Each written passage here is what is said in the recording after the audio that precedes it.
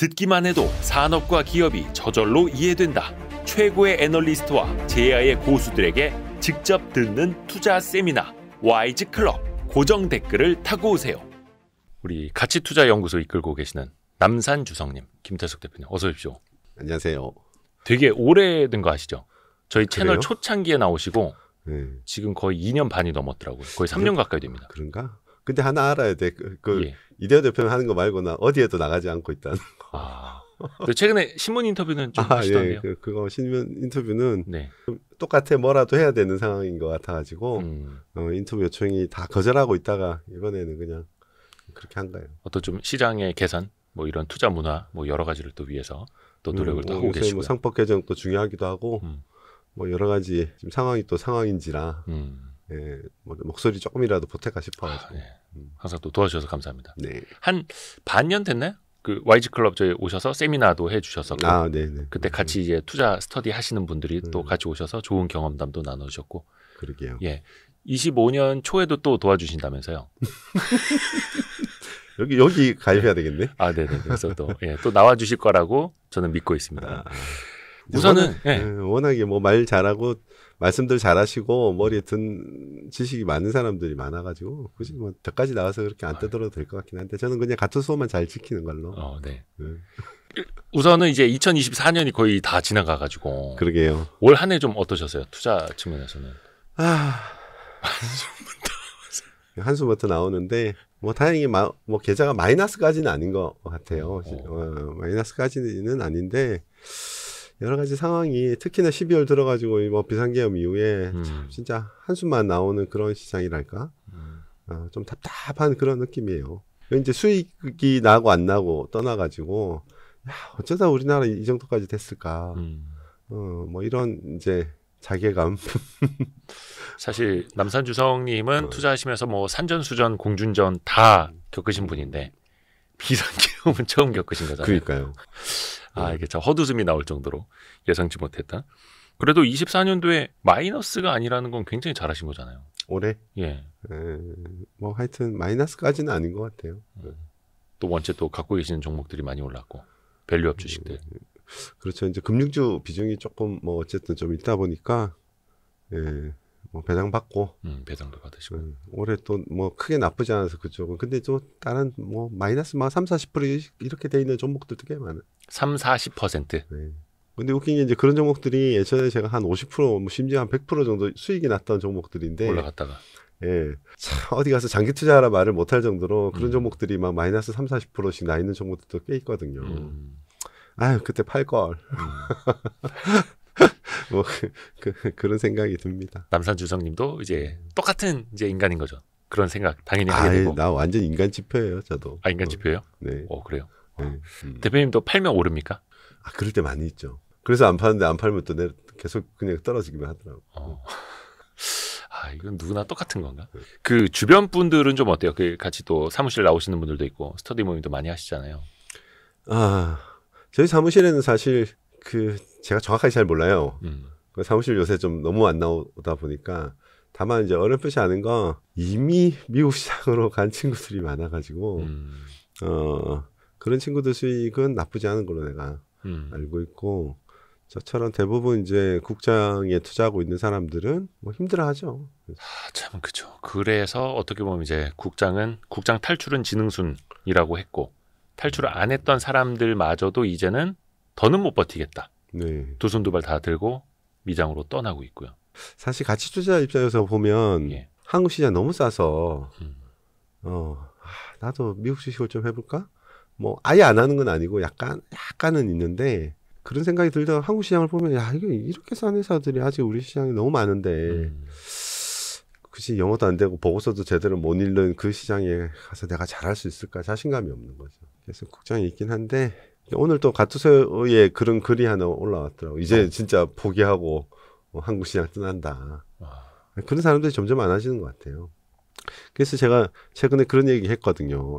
이게 진짜 한국 시장이 어디 뱅크런 그 초입 같은 그런 분위기 아닌가? 뱅크런까지요? 그러니까 뱅크런이라는 그랬더니 누군가 나한테 굉장히 뭐 말도 안 되는 소리냐 이렇게 하는데 어쨌든 신뢰를 잃어버리고 신용이 잃어버리고 순간적으로 그 돈이 확 빠져나가는 현상을 우리가 뱅크런이라고 그렇죠. 하잖아요. 예. 이것도 사실 신뢰의 문제죠, 뱅크런도. 예. 근데 한국 시장도 아주 아직까지 뭐 그렇게까지 얘기하기는 좀 심한데 젊은 친구들이 국장에 투자 안 하려고 하고 있고 어제도 뭐 어제 그 방송에서도 상법 개정 관련된 야식 잡설. 네. 그 젊은 친구가 MZ들이 뭐라고 그랬죠? 관심 없다. 관심 없어.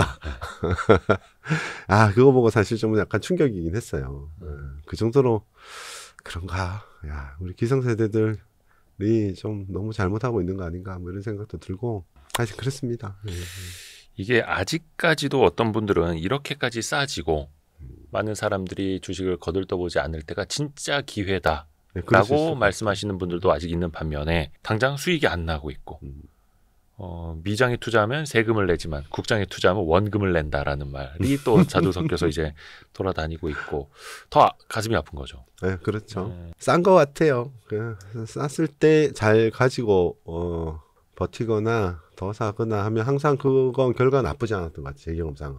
근데 요새는 그 말도 하기가 조금 어려운 것 같아요. 왜냐하면 한참 전에 같은 경우에는 달리 뭐 큰 대안이 없었잖아요. 예, 물론 그때도 해외 투자하고 있는 사람들이 있었지만 그렇게까지 비중이 크지 않았고 주식 투자하는 사람들이 그냥 한국 시장에서 쌀 때 사서 어려울 때 사서 좀 기다리면 또 좋아지고 했는데 요새는 너무 대안이 많아진 것 같아요. 미국 시장도 있고 미국 시장뿐만 아니라 최근에 저희 사무실에서나 같이 공부하는 친구들 보면 뭐 글로벌하게 놀아요. 예, 독일 시장도 투자하고 일본도 예, 있고. 일본은 뭐 더 많이 투자하고 있고 뭐 심지어 뭐 프랑스 시장도 보고 있고 그러니까 세계 시장을 다 봐요. 네. 세계 시장을 다 보는 상황에서 수익 계속 안 나는 한국 시장에서 그래도 여기 있어라라고 얘기하는 건 참 쉽지 않은 일이죠. 저는 그냥 잘 있습니다. 그러니까 예전에는 이제 대체 투자라고 하면 부동산이 되거나 뭐 몇 개, 뭐 원자재라든지 뭐 몇 개의 이야기를 했었는데 이제는 대체할 시장이 많다라는 거. 그것도 이제는 스마트폰으로 그냥 화면 한쪽만 이렇게 넘겨버리면 이게 지구 반대편이 돼버리고. 그렇죠. 너무나 간편하게 되어 있으니까 또 안 넘어갈 이유도 없고. 환율까지 이러니까 더 그런 것 같아요. 환율도 그렇고. 그냥 똑같은 주식 사는데 그냥 평가 수익이 나고 있고 평가 이익이 더 나고 있고. 그래서 국내 시장에서도 이제 뭐 밸류업 해보자라고 하면서 몇 가지 좀 으쌰으쌰하는 것도 좀 있잖아요. 그건 뭐 연초에 이제 그래서 밸류업을 타고 이제 시장이 좀 좋아지려나 싶었는데 지금 상황에서는 굉장히 좀 불확실성이 너무 커졌다 그래야 되나? 그래도 올해 그 밸류업 프로그램이 어느 정도 이제 정책 기조에 맞춰가지고 주주환원 계획을 내고 장기 성장 로드맵을 내고 했던 회사들은 괜찮았던 것 같아요. 그렇게 주가도 뭐 어느 정도 이제 선방하고 했던 것 같고 최근에 이제 다시 좀 많이 빠지긴 했어도. 그러니까 이번 정부가 좀 좌초를 하면서 이 밸류업이 제대로 이어질 수 있겠느냐라는 의문들이 커졌는데 이거는 정부의 동력하고 그 기업들이 이제 약속을 했던 밸류업하고 어떻게 보세요? 그런 상관없이 갈 수 있을까요? 기업들은 그런 이제 주주환원 정책을 발표했던 기업들은 꽤 괜찮은 정책들을 발표했던 것 같아요. 이제 앞으로 잘 지켜지느냐 안 지켜지느냐의 문제인데, 근데 이제 정부가 그걸 좀 뒷받침하지 못했던 측면이 좀 있는 것 같아요. 예를 들어 뭐 밸류업 지수에 편입된 종목들을 보면 야 어떻게 이런 종목들이 여기에 다 편입됐을까?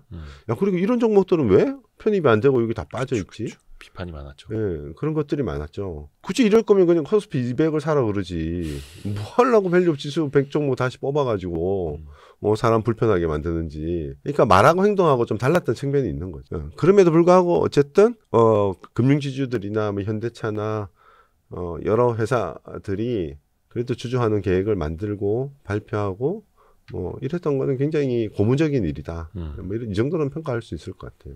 그래서 밸류업 지수 나온 지 얼마 되지도 않아서 특별 편입 5개 종목은 꽤 괜찮았던 것 같아요. 근데 뺄 거 빼야 될 것 같아요. 더 넣는 게 아니라 넣는 것뿐만이 아니라 네, 그렇죠. 뺄 것도 빼야 된다. 아니 제가 조금 오해하고 있는지는 몰라도 밸류업 그러니까 정부가 추진하는 이제 그 밸류업 정책에 맞춰가지고 그 정책에 적극적으로 호응해서 주주환원하고 장기 성장 로드맵 발표하고 하는 회사들 위주로 밸류업 지수를 꾸려야 그러지 않은 회사들하고의 어떤 상관관계가 명확히 드러날 거 아니에요? 네네네. 그렇게 돼서 2, 3년 뒤에 보면 야 봐라 이렇게 하니 회사 시장이 알아주고 주주들도 알아주고 투자자들도 알아준다. 그래서 주가도 이렇게 많이 올랐다. 뭐 이런 뭔가 대비하는 성과가 나올 건데 물론 안 그럴 수도 있죠. 뭐 안 그럴 수도 있지만 그래야 뭔가 이 정책이 장기적으로 끌고 나가면 좋은 결과를 얻을 것이다 확신했었는데 그러니까 밸류업 지수에 포함된 종목들을 보면 전혀 그런 것 같지 않아 가지고 사실은 그때부터 이거 진짜 하려는 거 맞아? 뭐 이런 의심이 좀 커졌던 것 같기도 해요. 그러니까 결국은 그래서 어떤 기업의 의지, 기업의 행동, 이행 여부를 지켜보고 가는 수밖에 없겠네요. 그러니까 기업도 스스로 또 움직이지만 이건 정책이 지금 뒷받침되는 거잖아요. 네네. 밸류업 같이 가는 거죠. 밸류업이라는 거 일본도 한 10년 가까이 걸렸고 거기에 맞춰서 다양한 제도들도 뒷받침을 했던 걸로 제가 알고 있고 근데 우리도 기업이 그렇게 할 수 있도록 정부 차원에서 뒤에서 푸시하고 제도도 만들어주고 정책도 뒷받침돼주고 뭐 이래야 될 것 같아요. 그러니까 정책적으로 어떤 지수를 만들고 저도 여러 차례 비판을 했습니다만 인센티브 주는 게 뭐 표창장 나중에 거래소에서 어떤 뭐 벌점, 뭐 공시 불이행 벌점 같은 거 뭐 불리하지 않게끔 해주겠다 요 정도였다 보니까 결국은 이게 세제랑 같이 맞물려서 돌아가야 어떤 정책적인 지원이 확실히 되는 건데 그거는 또 아직도 되지는 않는 거고 그 주주 환원율은 그래 요즘에 보니까 그래도 이제 배당하겠다는 기업들 그리고 자사주 매입 소각하겠다는 기업들 네. 그래도 조금씩은 늘고 있잖아요. 네, 그렇죠. 그건 조금 희망적이라고 볼 수 있을까요? 네, 저는 희망적으로 보기는 해요. 물론 제가 이제 그런 종목들을 제가 포트에 좀 편입하고 있어서 그런지 몰라도 예를 들어 금융 지주들 같은 경우에는 앞으로 3년 동안 거의 대부분 다 3년 한 2027년까지 주주 환원 총주주 환원율을 50%까지 올리겠다는 게 거의 대부분의 금융지주들의 공통된 상황이거든요. 네. 그렇지 않은 회사들도 대개는 주주 환원율을 뭐 40% 이상 올리겠다고 지금 뭐 발표하고 있어서 그 전과 비교하면은 아주 고무적인 일이고 그런 회사들이 메리츠나 이런 회사들이 그런 정책을 쓰면서 이제 주가도 많이 오르고 투자자들한테 신뢰도 굉장히 크게 얻고 그래서 이미 이제 보여줬단 말이죠. 네. 네. 그래서 그런 정책들을 추구하는 회사들이 향후에 메리츠화 되면 그 정책이 좀 더 많이 활성화될 것 같아요. 사실 메리츠 금융지주가 보여준 게 많죠. 그렇죠. 예, 되게 또 어떻게 보면 이제 선도적으로 표본이라고 해야 될까? 표본을 또 만들어줬기 때문에 많은 거 보여줬죠. 그렇죠. 그래서 어찌됐든 간에 배당을 하는 기업들도 그렇고 자사주 매입 소각도 그렇고 최근에 주주 환원율 목표로 하는 거 자사주 매입 소각 합쳐서 50% 정도만 돼도 장족의 발전이죠. 물론 뭐 미국이나 비교하면 아직도 낮은 수준이긴 합니다만 요즘에 그래서 약간 총 주주 환원율을 30% 정도 하겠다라고 하는 공시가 나오면 이게 뭐야? 약간 이런 또 반응도 나오는 거예요. 30% 정도면. 근데 회사마다 좀 다르겠죠. 예를 들어 정말로 신사업에 크게 투자를 필요한 기업도 있고요. 예. 투자가 필요한 기업들 같은 경우에는 뭐 배당이나 환원율을 조금 줄여도 주주들이 다 이해할 거라고 그렇죠. 봐요. 성장으로 보여주면 되니까. 그렇죠. 배당이나 주주 환원이 더 높아지려면 이 역시 세제 지원이 좀 필요하지 않습니까? 예를 들어서 배당소득 분리과세라든지 이런 거에 대한 그 말씀도 몇 차례 하시더라고요. 배당과세 분리과세, 배당소득 분리과세. 배당소득 분리과세는 사실은 굉장히 좀 필요한 제도 아닌가 이렇게 생각하고 있어요. 그러니까 이게 이제 두 가지 논리잖아요. 이게 부자 감세 아니냐, 세수가 덜 거치지 않느냐 이렇게 보는데 물론 이제 대주주 입장에서 한번 생각해 보면 그 배당을 줄 요인이 주고 싶지 않은 요인이 이제 굉장히 크지잖아요. 어쨌든 회사에 크게 이제 자기가 열심히 해가지고 돈을 벌어놨더니 자기 주머니로 가져오려니까 뭐 한 60~70%까지 뭐 나가버리는 상황이 되니까. 이제 그런 측면이 있고 소액주주 입장에서는 또 뭐 한편으로 그걸 이해하지만 너무 배당에 인색한 기업들이 많으니까 뭐 그런 두 개가 이제 상충되는데 뭐든지 좋은 건 윈윈 관계를 만들어주는 게 난 좀 좋다고 생각하거든요. 그러니까 이해관계를 좀 일치시켜주면 좋죠. 그래서 배당소득 분리과세 같은 경우에는 그 대주주의 관계와 소액주주 개인주주들의 이해관계를 좀 일치시켜주는 그런 정책이다. 그리고 뭐 상당 부분 다른 이제 글로벌 OECD 국가들도 그런 정책들을 많이 이제 취하고 있고 실제로 그러면 부자 감세 이게 꼭 부자 감세냐? 그리고 세수가 뭐 부족할 거냐? 아니 모수가 훨씬 커질 거기 때문에 세수도 저는 많이 늘어날 거라고 보거든요. 세수가 많이 늘어나고 돈이 전반적으로 기업에서 좀 나와서 뭐 대주주뿐만 아니라 소액주주들까지도 다 퍼지면 어쨌든 뭐 소비도 좀 더 일어날 거고 대주주들은 또 비상식적인 그런 여러 형태의 이제 상속이나 뭐 일감 몰아주기라든지 뭐 이상한 편법을 사용하지 않고서도 좀 이게 가능해지지 않을까. 뭐 그런 생각들을 같이 하고 있어요. 그렇죠. 대주주 입장에서는 배당을 많이 해봐야 세금으로 많이 나가버리니 좀 과하긴 하죠. 그래서 배당소득 분리과세라는 거는 기본적으로 15.4% 2천만 원 넘어가면은 종합소득과세 이렇게 해버리는 게 아니라 9.9% 저율로 분리과세를 하든지 아니면은 그 종합과세로 계단식으로 세율이 올라가는 것만큼은 조금 이제 분리를 해내서 따로 과세를 하자 이런 아이디어들. 이게 사실 그렇죠. 예전에 박근혜 정부 때 했던 이야기입니다. 3년 한시적으로. 그리고 사실 이제 금투세도 뭐 사람들이 이제 많이 반대하고 저도 이제 반대 입장이었는데 제가 금투세 반대했던 거 가장 큰 이유 중에 하나가 그 배당소득이 분리되지 않았기 때문이기 때문에 원래는 이제 금투세 안에 배당소득도 다 포함돼서 그렇게 돼 있었는데 나중에 그게 빠져가지고 됐던 걸로 알고 있거든요. 이런 제도들은 만약에 향후에라도 우리가 이제 금투세를 시장이 좋아지고 그래서 도입한다면 확실히 그런 부분은 좀 들어가고 미국 세제를 지금 뭐 길게 설명할 건 아니지만 굉장히 합리적이거든요. 제가 공부를 한번 해보니까. 그래서 좀 뺏겨오되 좀 잘 뺏겨왔으면 좋겠다. 세율도 너무 높았고 또 이제 장기 주주를 우대하는 방향으로. 그런 정책 엄청 많아요. 그런 것들이 생각보다. 아까도 잠깐 그 상법 개정안 이야기를 해주셨는데 금투세 2탄이라고 해야 될까요? 또 이제 개인 투자자들도 상법 개정안에 대해서 관심들을 굉장히 많이 갖고 계시더라고요. 저도 뭐 지금 제일 화두가 상법 개정이긴 한데요. 근데 이게 상법 제 382조의 3 이사의 충실 의무 대상에 회사만 넣는 게 아니라 주주도 넣자라는 어떻게 보면 딱 두 글자인데 주주. 이게 정말로 기업인들에게 피해가 되느냐 또 따져봐야 되잖아요. 또 한숨 나오는데 진짜 예를 들어 기업인들이 뭐 경영에 굉장히 심각한 문제를 초래할 것처럼 얘기하는데 이대호 대표가 많이 말씀하셨잖아요. 사실 선언적인 의미예요. 그리고 토대가 되는 정도고 뭐 소송이 남발될 거라고 얘기하는데 그것도 참 웃긴 일이에요. 그래서 이거 뭐 하나하나 다 얘기를 하면 또 이것도 되게 길어질 건데 워낙 이제 많은 분들이 나와서 좋은 말씀들을 많이 해주셔서 특히 이대호 대표 영상을 보면 뭐 그거 이상 제가 더 잘 말할 수 있을까 싶긴 한데 물론 뭐 상법 개정에 주주라는 단어 두 글자 넣는다고 해가지고 갑자기 막 시장이 엄청 좋아지고 이러지는 않을 거예요. 그 바탕 위에 하나씩 고쳐 나가야 되는 거거든요. 그 누누이 이제 이대호 대표님 이제 그 말씀하셨던 진짜 토대가 되고 기초다, 뭐 나침반 같은 거다. 그래서 100% 동감하거든요.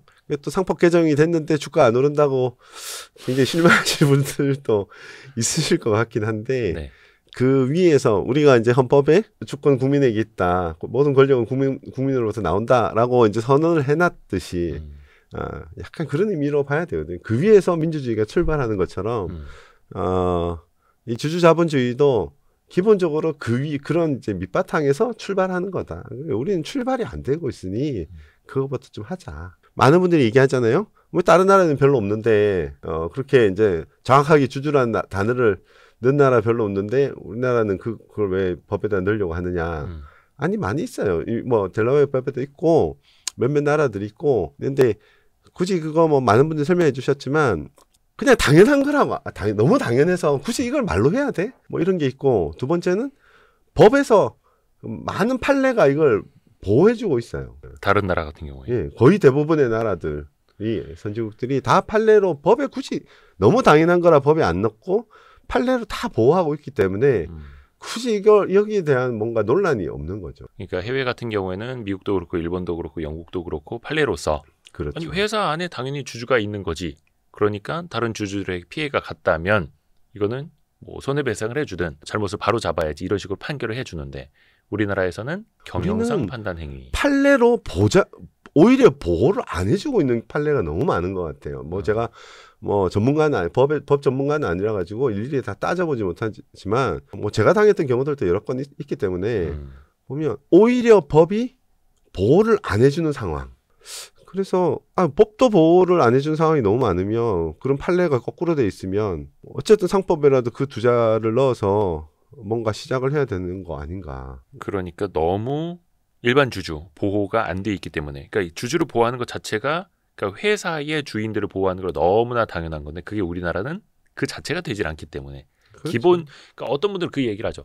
아니 굳이 법을 그렇게까지 복잡하게 만들 필요가 뭐가 있느냐라고 반문을 하시는데 아주 기본적인 게 안 되기 때문에 오죽하면 법을 고치자고 하겠느냐 이런 이야기인 거죠. 그렇죠. 지금부터 판례로 그런 걸 쌓아 나가려 그러면 10년, 20년 걸릴 거예요, 아마. 그렇죠. 그래서 기존의 판례랑 법이 달라지지 않았는데 판례만 달라질 수 있을 것이냐라는 또 근본적인 그렇죠. 질문들도 네. 따라붙는 거고요. 근데 이제 많은 경영인들이 또 우려하시는 게 소송이 남발될 것이다. 그것도 웃긴 거야. 아니, 소송이 난말 아니고 예. 그나마 소송이라도 해볼 수 있는 상황이 되는 거지. 입장을 바꿔보면. 네. 그나마 이게 진짜 속에서 천불이 터지고 너무너무 억울한데 네. 그나마 내가 소송이라도 이거 한번 법적으로 다퉈볼까? 그러니까 우리가 사회가 다 그렇잖아요. 예. 누가 내 돈을 떼먹고 도망갔거나 예. 누가 나에게 폭행을 가했거나 하여간 법에 저촉될 만한 일이든 피해를 입었으면 먼저 합의를 해보겠죠. 네. 나 너한테 이런 피해를 당했는데 이런 보상을 해라. 근데 그게 안 되면 법의 소송을 통해서 구제를 받는 거 아니겠어요? 그러니까 그나마 그런 소송 절차가 있으니 서로 조심하는 거죠. 그런 거 아닌가요? 네네네. 예. 야, 누가 내 돈을 떼먹거나 나에게 폭행을 가해서 내가 다쳐서 병원에 입원해 있는데도 합의도 안 하고 뭐 아무 모르쇠 하고 있는데 이거 소송도 못 해. 그런 상황이라면 너무 억울하지 않겠어요? 그래서 아주 기본적인 국가의 보호를 받지 못하는 상황. 그러니 그런 상황이 되면 소송이라도 해볼 수 있는 상황이 되는 건데 이걸 소송 남발이라고 표현하고 있으니 참 답답할 지경이죠. 실제로 이제 그렇게 되면 오히려 서로 조심해서 그런 상황의 발생을 오히려 뭐 줄어들게 만들 수 있는 뭐 그럴 수도 있을 것 같죠. 그래서 이제 역설적으로 보면 이제 미국은 소송의 천국이라고 네. 하는 것처럼 경영진을 향한 소송도 손해배상 천문학적인 금액으로 엄청나게 들어오잖아요. 그러니까 의사결정 하나하나를 이사진이 굉장히 신중하게 하는 거고. 그렇죠. 근데 남산주성님은 또 직접 주주 대표 소송을 해보셨잖아요. 한숨 세 번째인데 한 번이었나요? 네, 주주 대표 소송은 한 번. 그리고 그런 피해를 당한 건 여러 번. 너무 억울해서 그때 소송 얘기 좀 지난 얘기이긴 한데 예. 뭐 그거 잠깐 해보면 네네. 뭐 이런 거였어요. 뭐 회사 이름을 콕 찍어 얘기는 안 해도 네네. 알 사람은 알 수도 있는데 자동차 부품업체였어요. 근데 그 부품업체에 회장님이 계셨고 아들이 3명이 있었어요. 네. 아들 3명이 첫째 아들은 그 상장 기업의 대표이사일 뿐만 아니라 최대 주주였어요. 네. 네, 그런 상황이었는데 어느 날 갑자기 이 사람들이 별도의 각각 자기 밑에 회사들을 하나씩 만들어요. 네. 네, 만든 다음에 뭐 이걸 다 일일이 다 설명하기는 좀 그렇고 대표적으로 하나만 얘기해 보면 네. 큰아들이 원래 그 기업의 대표이사이자 최대 주주인데 네. 갑자기 금융공장을 자동차 부품업체 금융공장을 자기 회사에 팔아요. 자기 본인과 아주 어린 자기 애들 둘이가 주주인 가족 기업에게. 예, 가족 기업에 팝니다. 네. 파는데 제가 금액도 기억하는데 174억의 그 금융공장을 땅 전체를 해가지고 공장을 팔아요. 네. 팔면서 웃긴 게 그 근거로 삼는 게 회계법인한테 가치평가라 그래야 되나? 네네네. 예, 평가를 받아요. 그 평가 자료 누가 줬겠어요? 회사가 줬겠죠? 예, 그 평가 자료 나도 입수해가지고 봤는데 이 금융공장은 앞으로 연 1, 2억밖에 못 버는 회사다. 캐시플로우를 이제 현금 흐름 할인법. 예, 뭐 평가해가지고 174억 땅값 정도 되는 걸로 해서 넘깁니다. 넘기는데 그 174억을 어떻게 자금을 조달하느냐 보니까 그 땅을 담보로 은행에서 돈을 빌려요. 네, 네. 예, 그런 다음에 1년 반 만에 그 금융공장이 거의 1년 반 만에 거의 뭐 한 180억 이렇게 이익을 이룹니다. 1억밖에 못 벌 거라고 측정을 해서 가치평가를 받았는데 1년 반 만에 그 금융공장으로 이익을 다 벌어서 은행 빚 뭐 갚았겠죠. 그러니까 결론적으로 말하면 자신의 돈을 하나도 들이지 않고 금융공장이 통째로 날아갔어요. 그러니까 이쪽 주주가 있는 상장사에서 가족 기업으로 부가 이전이 됐다라는 거죠. 근데 큰아들이 그랬고 둘째, 셋째도 비슷한데 그런 공장이 넘어간 건 아닌데 그 납품하는 업체를 만든 다음에 몇십억씩 이익을 내요. 둘째 아들도 그렇고 셋째 아들도 그렇고 별도의 회사들을 하나씩 만든 다음에 네. 영업이익률이 제 기억으로 36%. 예. 뭐 27% 보통 자동차 부품업체들이 두 자릿수 영업이익을 넘기가 어렵거든요. 거의 그럼 테슬라죠. 39%, 제 기억으로는 39%까지 나왔던 그 당시에. 예. 근데 사실은 1심에서 제가 이제 패소하고 항소를 하지 않았는데 거의 이제 이거 하는데 3년 걸렸어요. 그 1심 판결 받는데 3년 걸렸다고요? 한 2년 반, 3년. 그 판결은 또 읽어보면 너무 그래요. 이게 주주 대표 소송은 주주가 보상을 받는 게 아니잖아. 그쵸. 아니거든요. 회사를 대신해서 회사한테 소송을 해달라고 먼저 그 내용을 요청을 하면 30일 안에 그 요청을 안 하면 이제 제가 할 수 있는 거예요. 그리고 그 뭔가 이기더라도 그 이익은 전부 다 회사에 돌아오는 거지. 그렇죠. 일반 주주한테 오는 건 아니에요. 근데 뭐 회사가 손해가 났어도 회사는 사실은 그 대표이사 이사들이 뭐 좌지우지 하잖아요. 네네네. 그래서 소송은 이제 이사에 대한 주주 충실 의무, 선관 의무, 뭐 이런 걸 저희가 소송을 한 거거든요. 그거 말고 딱히 할 수 있는 게 별로 없었어요. 그러니까 소송 비용과 시간은 본인이 주주가 다 쓰는 거고. 사실은 이번 그 소송은 변호사님이 이겨서 그걸 받겠다. 그런 변호사님이 또 계셔가지고 충분히 이길 수 있다. 이렇게 해서 이제 시작했던 건데 아마 손해가 많이 나셨을 거예요. 그죠. 시간도 3년 가까이 쓰고. 네. 아니 그럼 2심 항소는 왜 안 하셨어요? 아니 제가 처음에 이 소송할 때 어떤 마음이었냐면 야 약간 주식도 많이 있었지만 돈이 좀 있고 그나마 여유가 좀 있고 시간도 있고 시간적 여유도 있고 자산적 여유도 있는 사람이 그래도 앞에서 총대 메고 한번 해줄 수 있는 거다. 이번 내가 총대를 한번 매야지 하는 마음이었어요. 근데 2번, 3번 하고 싶진 않아요. 항소를 하면 또 언제 될지 저희가 이걸 하면서 예를 들어서 둘째, 셋째 아들 회사에는 물건이 그 설비가 들어오기 전에 매출이 많이 일어났거든요. 근데 그 증거를 정확하게 찾기가 참 어려워요. 왜냐하면 그러려면 회사가 우리가 이제 증거 개시 제도나 이런 걸 통해 가지고 회사한테 그 증거를 받아야 되는데 그럴 수가 없으니까 증거를 내주질 않죠. 그러니까 우리는 의심을 어떻게 했냐면 야 프레스가 들어오기도 전에 프레스 찍어 나간 제품들이 너무 많은 거예요. 그렇게 의심을 했거든요. 근데 그 증거를 뭐 명확히 찾을 수가 없으니 그 판결문 보면 그렇게 돼 있어요. 적법한 절차를 거쳤다. 비록 손해가 났어도 적법한 절차를 거쳤기 때문에 이사가 그 임무를 해태하지 않았기 때문에 그러니까 이사회 결의를 통해서 결정한 거니 문제 없다 이거죠. 그리고 공정기관에 적절 가치평가를 받았다. 그리고 그 금융공장 판거는 공정거래위원회에서 혐의 없다고 얘기했다. 이런 것들이 근거가 돼서 무죄 판결이 났어요. 근데 이게 증거 개시 제도에 대해서도 잠깐 말씀해 주셨는데 의심이 들어도 그 회사 상대로 소송을 할 때 보면 그 회사가 불법적인 일을 했다라는 증거를 주주가 입증을 해야 하는 게 현실이고. 그렇죠. 근데 이거는 거의 뭐 의료 과실? 수술하다 사람이 숨졌을 때 이 과실이 누구에게 있는 거냐를 밝히는 문제처럼 사실은 힘든 거고. 그래서 이거를 거꾸로 좀 바꿔보자라는 움직임도 있는 거죠. 그러니까 회사가 잘못이 없다, 죄가 없다라는 걸 회사가 입증하시라. 이런 식으로. 그러니까 그렇게 바꿔야 되거나 필요한 제도들이 엄청 많아요. 많은데 그 밑바탕이 지금 사실은 상법 개정이다. 사실 이제 제도도 문제가 많이 있지만 제일 큰 문제는 아직까지는 판사들이 판결을 안 해줘요. 경영상 판단이다라고 하는 거고. 그렇죠. 그나마 큰 기업들 요새 우리가 이제 많이 얘기하고 있는 LG화학 건, 뭐 고려화학 건, 뭐 두산박해 건, 뭐 기타 등등 해서 이렇게 우리가 이름만 대면 다 알 수 있는 그리고 그런 큰 회사들은 언론이 막 그걸 이제 그래도 어느 정도는 이렇게 떠들어주고 얘기를 하고 유튜버들이나 뭐 여러 사람들이 얘기를 해주니까 나는데 사실은 코스피 코스닥에 거의 2,500개 이런 기업이 있는데 절대적으로 사실 중소형 종목들이 많이 있거든요. 네네네. 특히 이제 지방에 본사를 가지고 있는 회사들은 뭐 어제 상법 개정에서도 그런 얘기 나왔었는데 그 토론회에서도 그런 얘기 나왔었는데 그냥 대주주가 자기 회사로 알아요. 내 회사 시끄러 내 거야. 소유주가 60%가 있건 70%가 있건 그런 경우들이 생각보다 되게 많아요. 다른 케이스들도 뭐 이렇게 얘기해 보면 제가 아직도 사실 뭐 마이너스 한 50% 정도 돼 있는 종목이 하나 있는데 그렇게 뭐 그 회사는 지금 시총이 300억이에요. 근데 자사주가 30%가 있어요. 32%가 있어요. 네네네. 자사주는 공동 자산이라고 보면 자사주를 빼고 계산하면 시총이 200억이에요. 근데 땅을 하나 팔았는데 3,600억에 팔았어요. 네.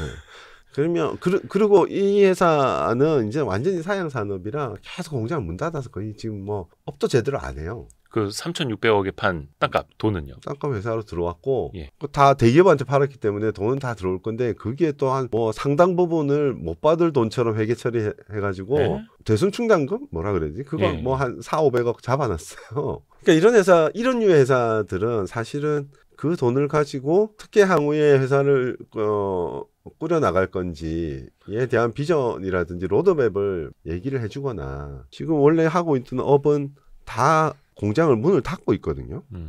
몇 개 공장을 닫고 공장 하나 정도만 돌아가는 회사라 청산해야 되거든. 청산. 대주주 지분율은 10몇 %밖에 안 돼요.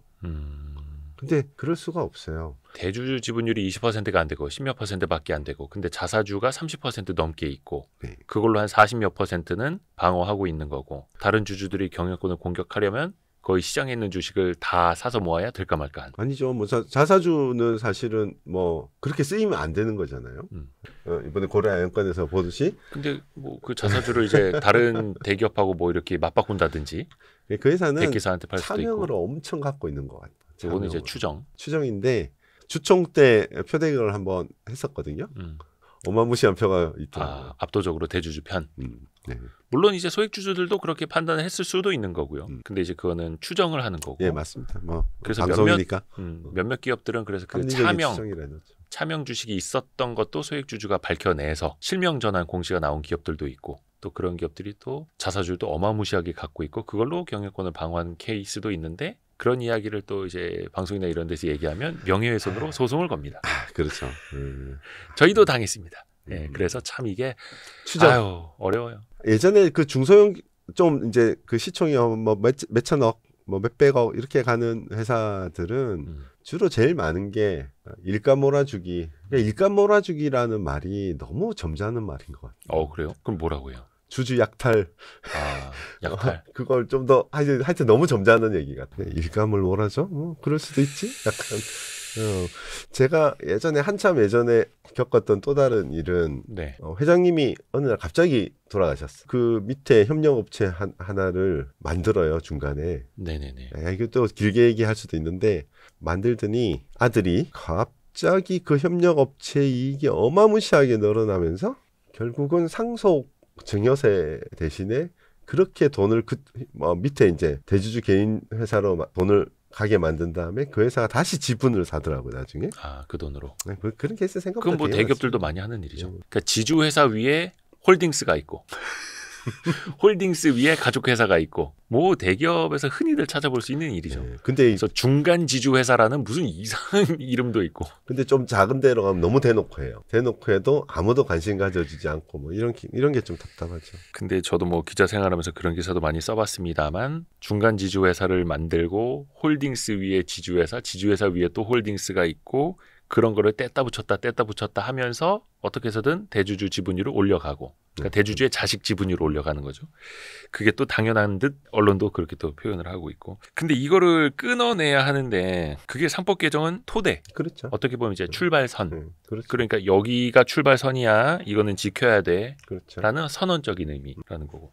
저는 아까 궁금했던 게 그 두 번째 케이스 회사 이야기해 주셨을 때 시가총액이 한 300억 원대인데 3천억 원 넘게 유유자산을 매각을 해서 그 돈이 회사로 들어왔다. 아직은 뭐 안 들어왔다고는 합니다만. 아니 들어왔어요. 들어왔어요? 네. 근데도 시총이 3천억이에요? 300억. 아니 300억이요? 3천억 넘는 돈이 들어왔는데? 네. 아무도 사고 싶지 않아요. 그러면 그 정도의 돈이 들어오면 그것 가지고 뭐 배당을 해주든지 아니면 성장을 위해서 뭐 M&A에 쓰든지 뭐 재투자를 하든지 해야 되잖아요. 뭐 한다고 이런 비전은 없나요? 계획? 없어요. 그것도 뭐 그냥 깔고 앉아 있어요? 깔고 적자만 막 200억씩 내고 있어요. 그 적자도 좀 의심스러운 부분이 있습니다. 상당히. 남산주성님이 그런 표현 해주신 적 있어요. 한 2년 반 전에 저희 채널 나오셨을 때 금고 안에 황금송아지라고 그랬나? 금 두꺼비가 있는데 그 열쇠를 그 대주주만 갖고 있다. 그건 사실 저거 물적 분할하면서 동시상장 얘기하면서 사실 나왔던 제가 했던 얘기 같은데 저는 이제 물적 분할, 인적 분할 지금 이제 물적 분할에서 동시상장하는 거에 대해서는 저도 굉장히 비판적인 입장인데 네. 조금 결이 다른 부분이 있기는 해요. 그걸 비판하는 거에 예를 들면 LG화학 얘기를 그때도 제가 잠깐 했었던 것 같은데 LG화학이 가지고 있는 LG 에너지 솔루션의 80% 지분은 왜 평가를 받지 못하는가? 사실은 그 물적 분할을 하든 인적 분할을 하든 회사가 가지고 있는 지분에 대해서 시장이 평가해주지 않는 현상에 대해서도 우리가 좀 고민해볼 필요가 있다. 그 행위 자체만 뭐 행위 자체도 사실 비난의 대상이지만 그걸 인정받지 못하는 지금의 현상은 왜 그럴까? 여기에도 좀 깊이 고민을 하고 이 해결책들을 어떻게 찾아볼 수 있을까? 또 좀 고민을 해봐야 된다. 그러니까 그 중복 상장들이 워낙 많으니까. 그러니까 이제 중복 상장을 못하게 하는 건 이해상충이 생길 수밖에 없어요. 네. 이해상충이 생기면 미국 같은 경우에는 바로 이제 소송이 제기되는 그런 상황이 되고 네. 그런 상황들 때문에 이제 중복 상장을 안 하게 되고 우리는 그 중복 상장이라는 게 약간 물적 분할 과정에서 그 소액주주만 절대적으로 좀 피해를 입는 그런 상황이 일어나니까 또 한편으로 생각해 보면 LG화학이 가지고 있는 LG 에너지 솔루션의 지분 가치 그것뿐만 아니라 많은 지주회사들이 가지고 있는 자회사들의 지분 가치는 전혀 인정받지 못하고 있고 근데 그 지주회사를 팔 때는 막 3배, 4배씩 프리미엄을 붙여서 판단 말이에요. 최대 주주 일가만. 그렇죠. 그러니까 이 현상이 단순하게 그 물적 분할 동시상장의 이 부분에서만 찾지 말고 네.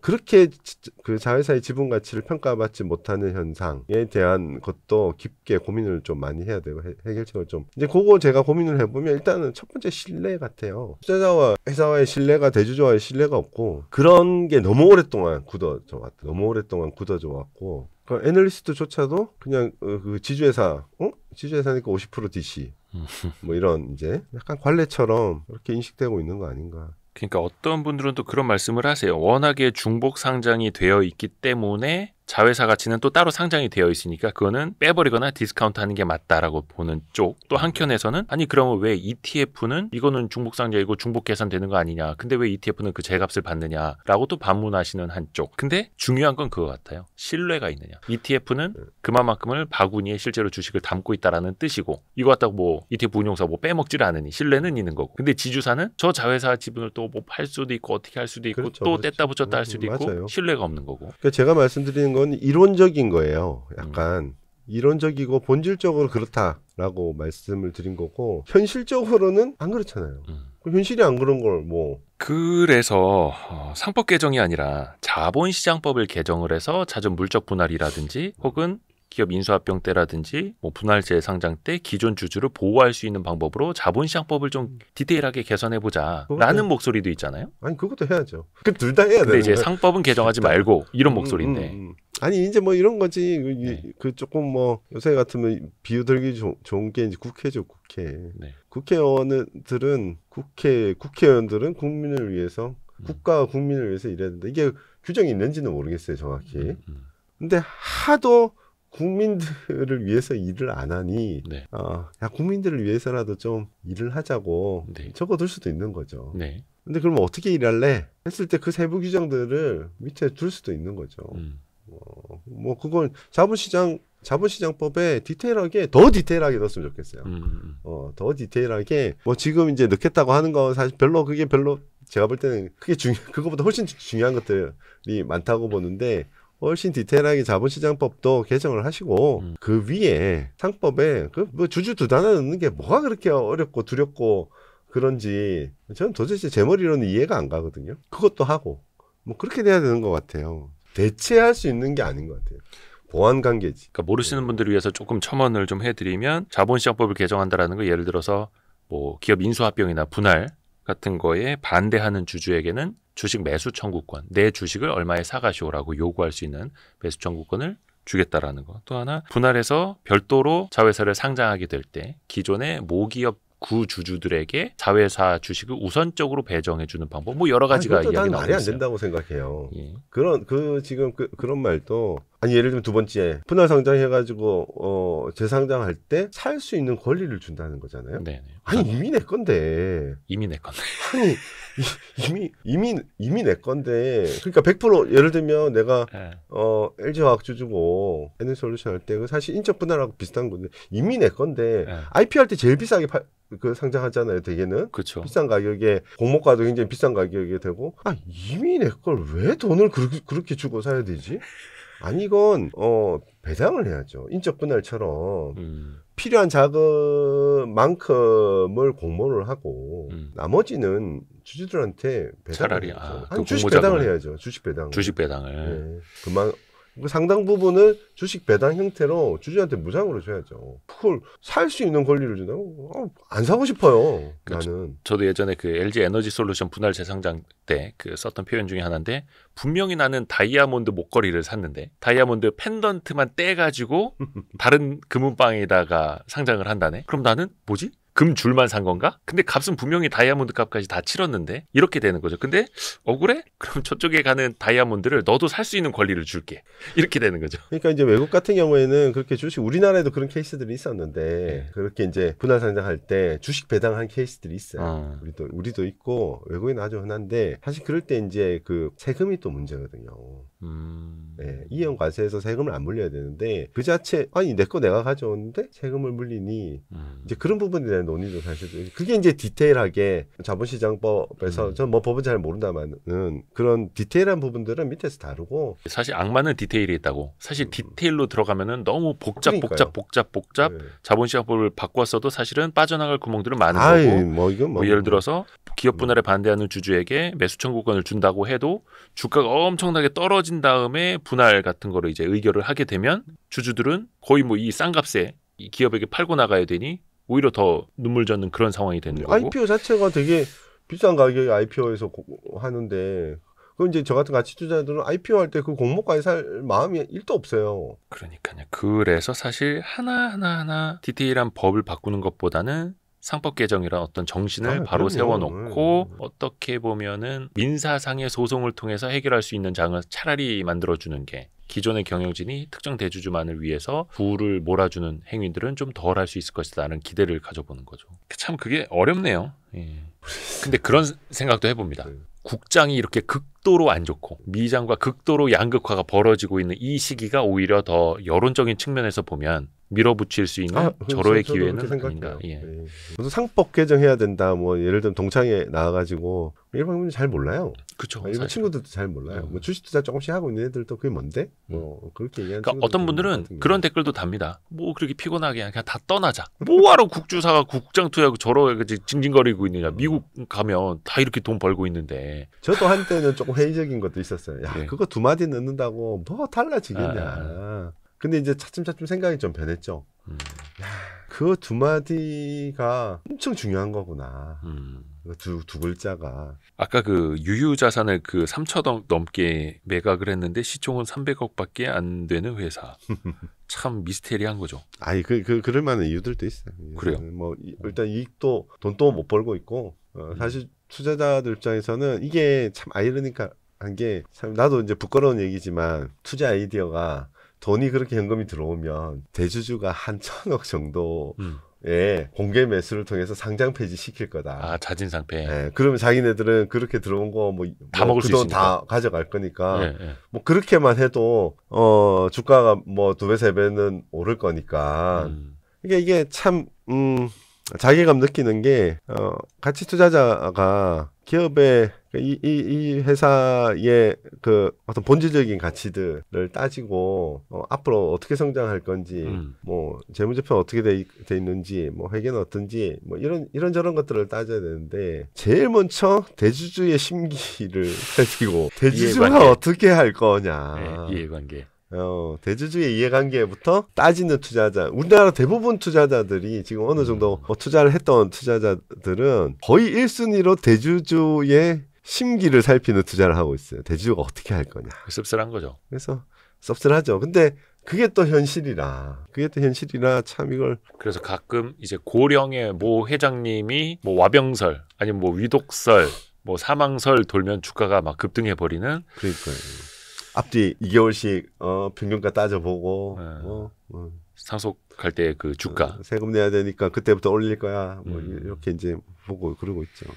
그래서 어떻게 보면 우리나라가 뭐 거버넌스를 개선해야 된다 이야기들은 많이 하는데 그만큼 신뢰가 없고 주주 보호가 안 된다라는 방증이기도 하고 거기에서 많이 너무들 이제 질려버렸기 때문에 다시는 국장 안 한다 이렇게 떠나고 있는 게 2024년 대한민국의 현실이고. 그렇죠. 맞습니다. 기업 거버넌스만 문제인 줄 알았는데 이제 국가 거버넌스까지 거기에 플러스 알파가 딱 플러스 알파가 아니지. 국가의 거버넌스까지. 국가 거버넌스 문제까지 지금 생기다 보니까 사실은 굉장히 그 두렵고 어려운 시장이 지금 진행되고 있다고 봐요. 그렇죠. 뭔가 이제 항해사를 우리가 믿고 이 배에 몸을 맡겨야 되는데 지금 항해사 안 계셔가지고. 뭐 그거 어쩜 없는 게 나을 것 같기도 한데. 그러니까 너무 또 이제 그 대외적으로 봤을 때도 대외 신인도도 지금 이제 땅에 떨어져 있는 거고 다른 나라들은 지금 다 트럼프 캠프로 달려가고 막 협상을 하고 막 일본도 뭐 돌아가신 그 아베 전 총리의 막 미망인까지 불러와서 막 뭐 트럼프랑 친하게 지내려고 하고 뭐 별짓 다 하고 있는데 대한민국은 협상할 사람이 없다 뭐 이러고 있고 미국에서도.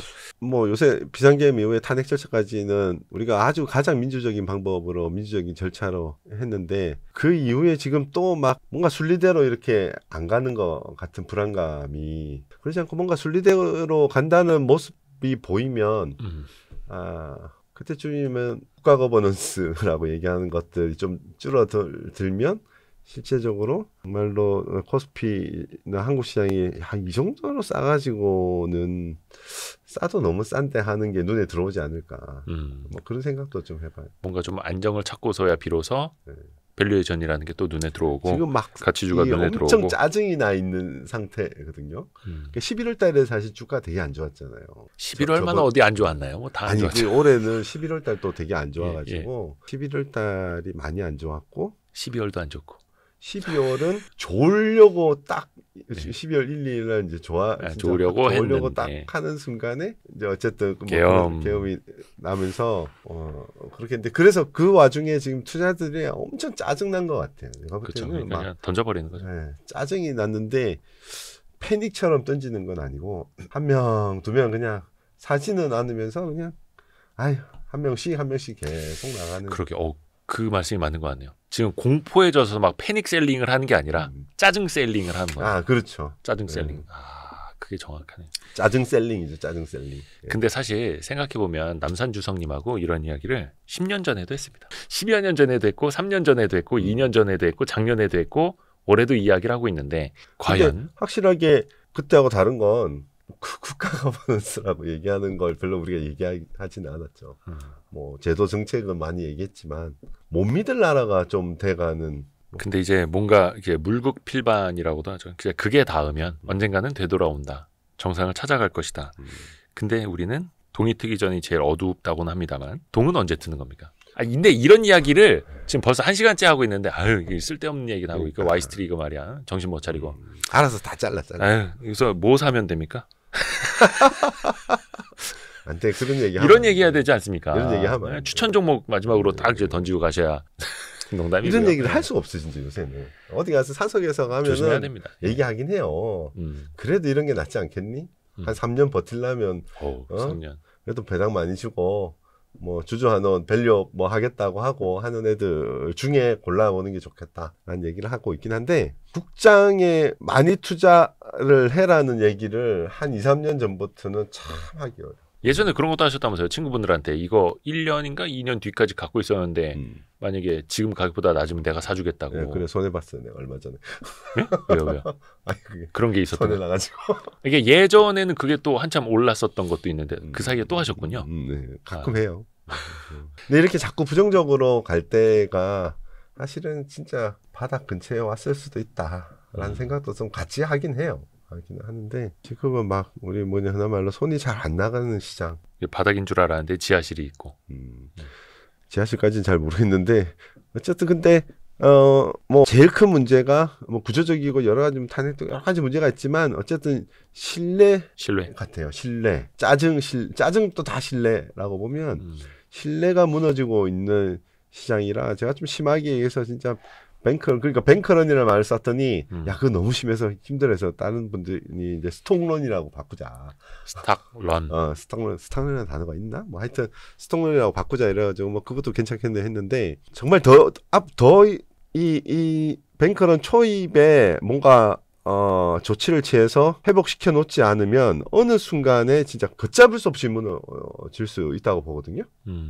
제가 주식 투자 전업하고 20년을 넘게 했는데 이렇게 얘기한 적 한 번도 없어요. 짜증이 나가지고 뭐 짜증 스킨 뭐 서로 하소연을 하거나 뭐 해도 속으로는 또 좀 있으면 괜찮아지겠지 뭐 항상 그렇게 얘기했는데 최근에는 정말로 좀 걱정이 되는 게 이러다가 정말 걷잡을 수 없이 무너질까봐가 좀 겁이 나거든요. 이미 아직은 괜찮아. 아직은 괜찮다. 아직은 아니고 하여튼 2,400도 약간 깨졌는데. 왜냐하면 짜증 셀링이지 패닉 셀링은 아니잖아요 아직. 근데 무너진다는 건 완전한 패닉 셀링이 나오고 회복하지 못한 상태가 되는 건데 아직은 그런 상태는 아닌 것 같고요. 또 올해 또 이익 낸 사람들도 꽤 있긴 하더라고요. 미국장 아니고요? 국장에서요?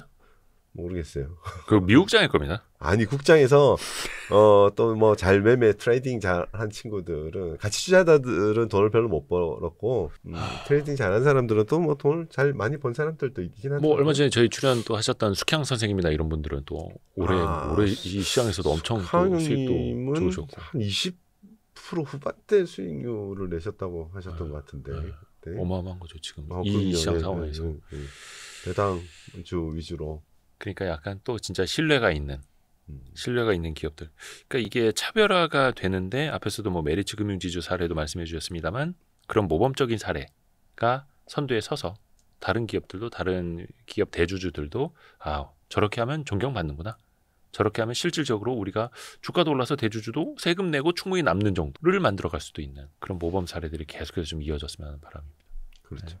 혹시 뭐 마지막으로 못하신 이야기나 바람이나 아니 사실 내가 얘기하는 것보다 우리 그 이대호 대표님이 이렇게 얘기해 주시는 게 훨씬 더 이거 영상 보시는 분들이 쏙쏙 들어오긴 할 건데 그래도 제가 그런 얘기 하는데 절이 싫으면 이제 중이 떠난다. 아니 그 중이 그래도 고쳐보려고 노력해야죠. 하는 데까지. 네, 절의 잘못된 제도나 이런 것들을 고쳐보려고 하는 데까지 해봐야죠. 한 데까지 해보고 도저히 안 되겠다 싶을 때는 뭐 떠나는 걸 누가 뭐 말리겠습니까만은 해보지도 않고 떠나는 건 좀 비겁한 일이다 라는 생각이 좀 들어요. 그게 지능이 좋은 거 안 좋은 거를 좀 떠나가지고 요즘 많은 사람들이 지금 상법 개정뿐만 아니라 여러 가지 자본시장 이제 발전을 위해서 이런저런 발언들을 하고 노력도 하고 저도 카톡에 프로필도 그렇게 해놨어요. 만들어주신 거. 상법 개정. 네, 상법 개정. 맞다. 그 얘기를 안 했네. 그거 어떻게 좀 캠페인을 할까요? 캠페인 하려고 했는데 걔 탁 터져가지고. 네. 너무 큰 폭풍이. 하여튼 그렇게 노력을 하고 있잖아요. 그래 더 많은 사람들이 조금만 더 노력을 하면 결국은 그래도 좋아지지 않을까? 원래 희망이 없으면 수익도 없어요. 뭐 버핏도 그랬고, 그레이엄도 그랬고, 제가 그 격언을 정확하게 그 문구가 생각은 안 나는데 희망을 가지고 그래도 좋아질 거라는 희망 가지고 그렇게 살아야 되지 않겠어요? 저도 뭐 그러려고 하고 있긴 한데 짜증이 나죠. 짜증이. 해서 그 아까 잠깐 이야기했던 그 상법 개정 프로필 사진으로 써서 같이 이제 캠페인을 할 수 있는 거 저희가 고정 댓글 밑에 남겨드리겠습니다. 거기서 다운받아 가시면 됩니다. 오늘도 함께해 주셔서 감사합니다. 같이 끝까지 또 힘을 내시죠. 그러게요. 와서 좀 뭐 재밌고 유익한 얘기를 해야 되는데 그건 장 좋을 때. 예. 아니 말주변도 없고 그래가지고 보시는 분들이 좀 짜증이 나잖아. 시장도 짜증 나는데 남산주성이라는 사람 말이야 나와가지고 추천주도 안 알려주고. 네. 야, 저 말 누가 못해 뭐 이러고 조금씩 이제 바꿔 나가시죠. 너무 감사드립니다 오늘. 고맙습니다. 감사합니다. 고생하셨습니다.